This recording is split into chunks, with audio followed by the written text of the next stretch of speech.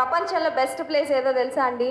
ప్రపంచంలో best place 7 wonders of the world ఉండే స్థలం కాదు, లేకపోతే ఇంకేదో కాదు. God's presence is the best place in the world. హల్లెలూయా.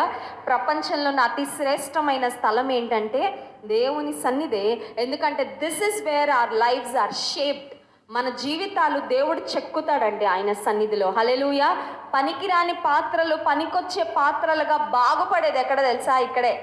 పాడైపోయిన మన బ్రతుకులు, పాడైపోయిన మన హృదయాలు ఎక్కడ బాగవుతాయి తెలుసా? ఎక్కడ రిపేర్ అవుతాయి తెలుసా? దేవుని సన్నిధిలో. Hallelujah. So you come to the right place.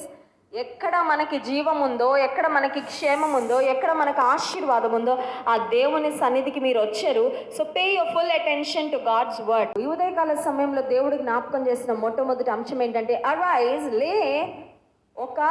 నీ పరిస్థితులకు విభిన్నంగా, నీ పరిస్థితులను అధిగమించి నువ్వు పైకి లే. Rise above your circumstances. చాలాసార్లు చూడండి, మనకు వచ్చిన సమస్యలే మనం భూతద్దంలో పెట్టి చూసుకొని, నాకు అసలు ఈ సమస్య వచ్చింది కాబట్టి ఇక్కడ ఉన్నాను, కానీ అసలు ఈ సమస్య లేకపోయింటే నా లైఫ్ ఇంకెక్కడో ఉండేది అనుకుంటా. అవునా కదా?